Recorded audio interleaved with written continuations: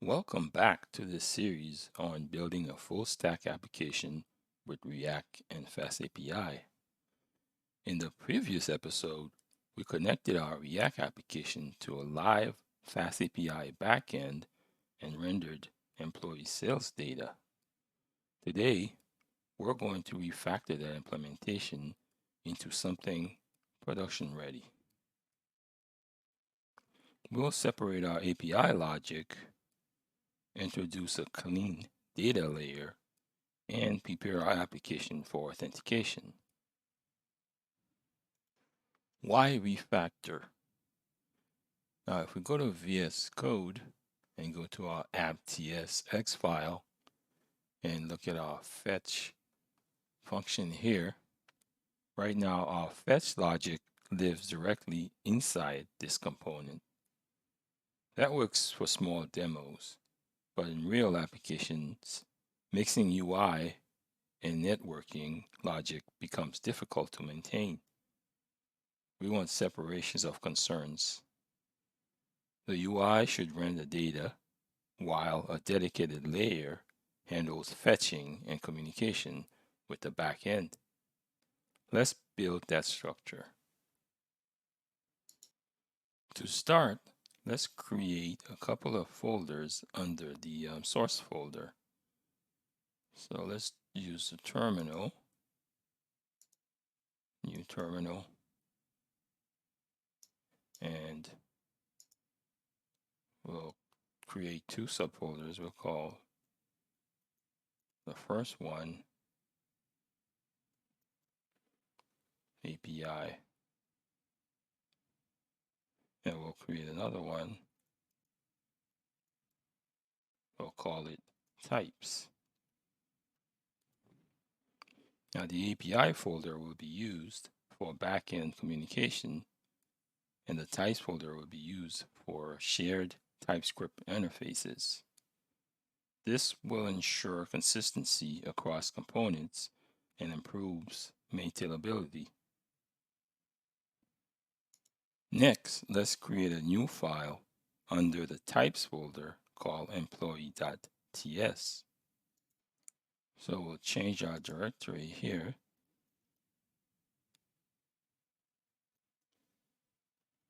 and go under our types folder. Then we'll use the touch command and create a new file called employee.ts.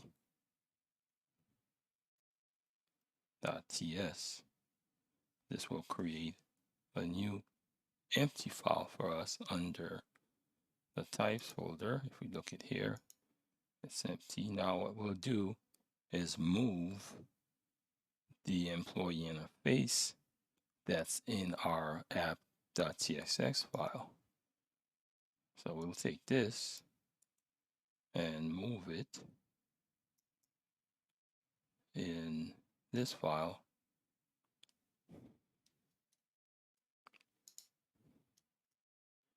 And then we'll make it an interface. So we'll do export interface.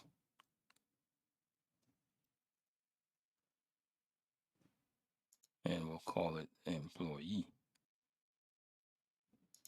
Next, let's create the API module. So let's go to our API folder. And then we'll create a new file called employee API.ts. So if we were to go to this file under the API folder, you can see it's empty. So let's add the code that we need for this module. So basically, it's a function we're going to call fetch employees. Here is our employee API module. Let's take a look at this function that retrieves employee sales data from our API. First, at the top of the file, we import the employee type. This is a TypeScript feature. We're not importing a runtime value here. We're importing a type definition. This allows TypeScript to understand what an employee object should look like. For example, it might include fields like employee ID, employee name, and total sales. By defining this structure once in a type file, we get strong typing and better editor support throughout the project. Next, we define the base URL for our API. Here, we're reading an environment variable from Vite. This is important because it lets us configure the API location without hard-coding it in our code.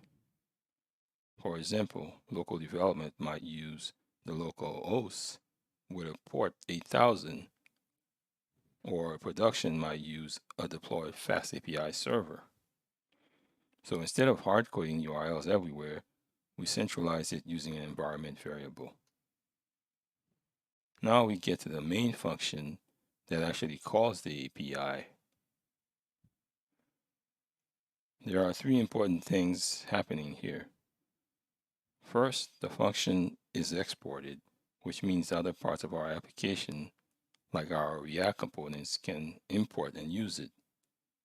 Second, the function is marked as async, which means it works with asynchronous operations like network requests. And third, we specify the return type to be of promise. This tells TypeScript that the function will eventually resolve to an array of employee objects. Now we perform the API request. Here we are calling the browser's fetch API to make an HTTP request to our backend. We are dynamically building the URL using the base API URL plus the \sales endpoint. The await keyword pauses the function until the server sends back a response. Next, we check if the request succeeds. The response.ok property tells us if the HTTP request was successful. If something went wrong, like a server error or a network issue, we throw an error. This allows our React application to handle failure gracefully, such as displaying an error message to the user. Next, we convert the response into JSON. When a server sends data back to us, it's typically sent as a JSON text. The .json method converts the text into a JavaScript object we can work with. Finally, we return the actual data our application needs. Our FastAPI backend wraps the response inside an object. So instead of returning the entire object, we extract just the data array, which contains the employee records. This ensures our React components receive exactly what they expect, an array of employee objects. This function acts as a clean abstraction layer between the front end and the back end. Instead of making API calls directly inside React components, we keep that logic in a dedicated API file. This keeps our components simpler, cleaner, and easier to maintain. Now let's go to our app.tsx file and remove inline fetch code here for our refactoring. So let's remove this stuff here we won't need. Here is the new code after refactoring. Let's walk through the component and see how it now loads the employee sales data from our backend API. At the top of the file, we import a few things that our component needs. First, we import useState and useEffect from React. These are called React hooks, and they allow functional components to manage state and side effects. Next, we import the employee type from our types folder. This gives TypeScript a clear definition of what an employee object should look like, including properties like employee ID, employee name, and total sales. Then we import the fetch employees function from our API layer. This function is responsible for communicating with our backend server and retrieving employee data. Finally, we import our CSS file, which contains styling for the page. Next, we define our main React component. This component will be responsible for requesting employee data from the API, storing that data in state, and displaying it inside a table. Inside the component, we define two pieces of state. The first state variable is employees. This will hold an array of employee records returned from the API. We initialize it as an empty array because we haven't loaded any data yet. The second state variable is error. This allows us to store an error message if something goes wrong during the API request. The type string or null means the value can either be a text message or null when no error exists. Next, we use the useEffect hook to load data when the component first appears on the screen. Inside this hook, we define an asynchronous function called loadEmployees. We wrap the API call in a try-catch block.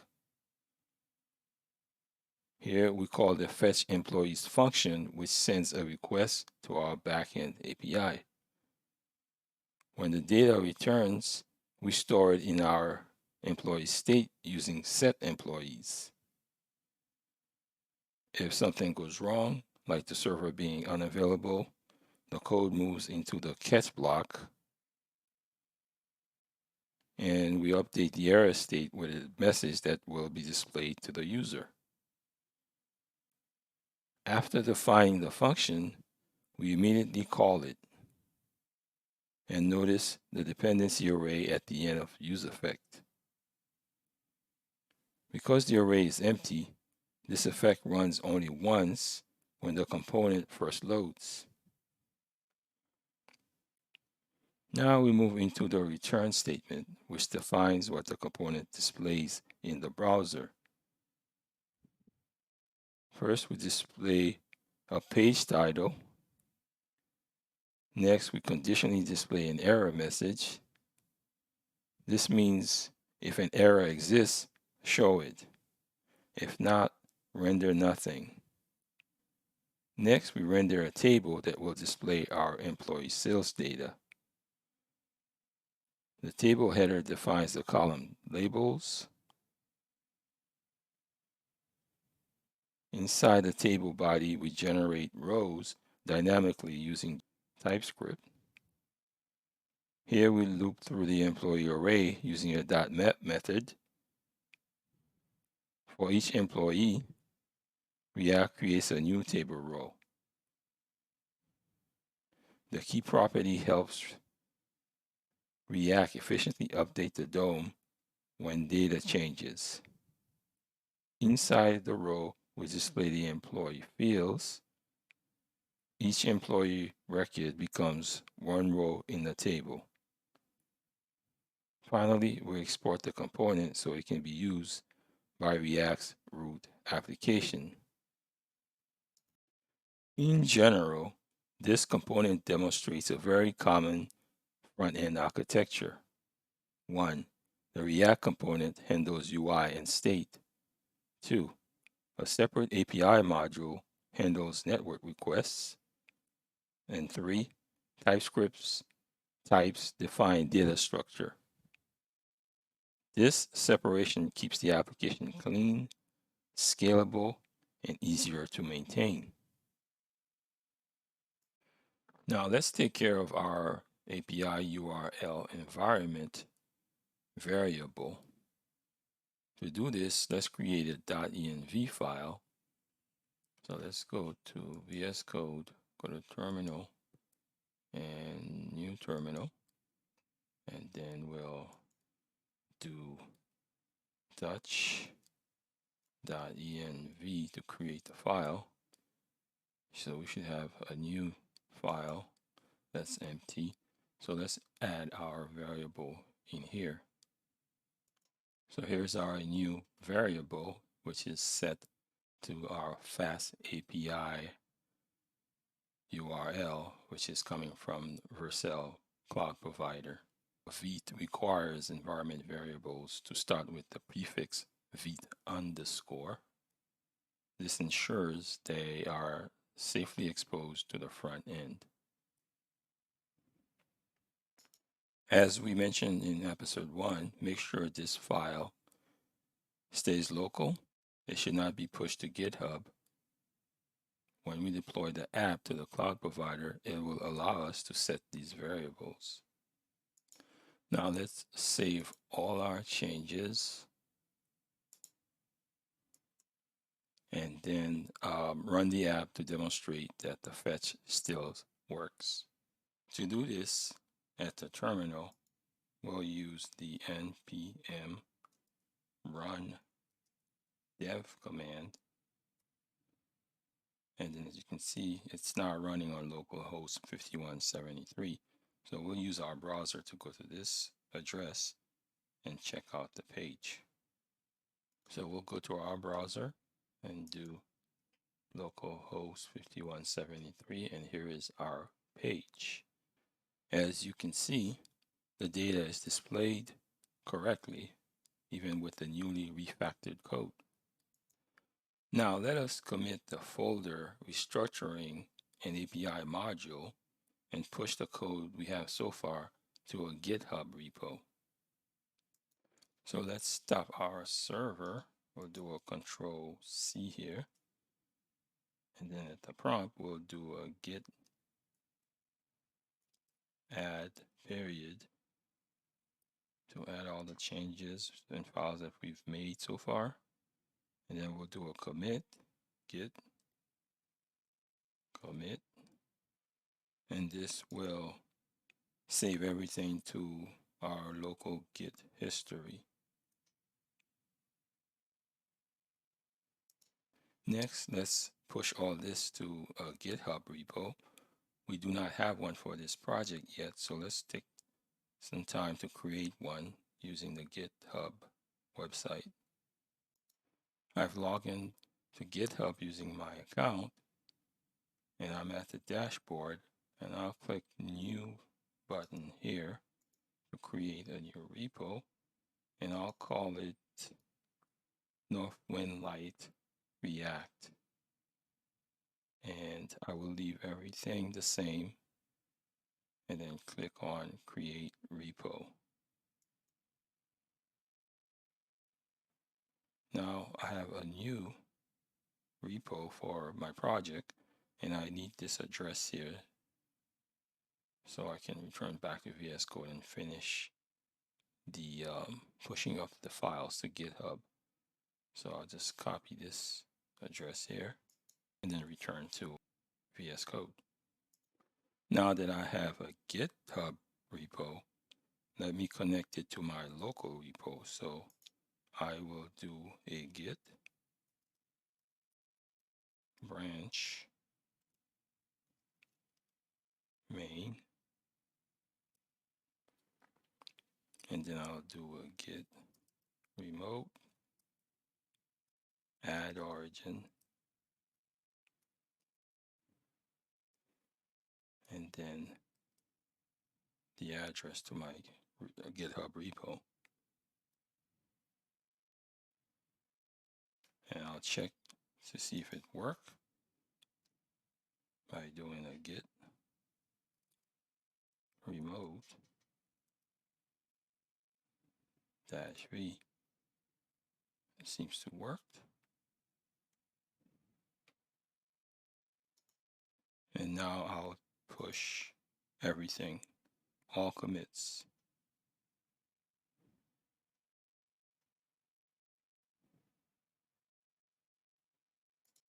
Now, if I return to the GitHub website, I should be able to see all the changes that I have so far. Let me refresh the screen here.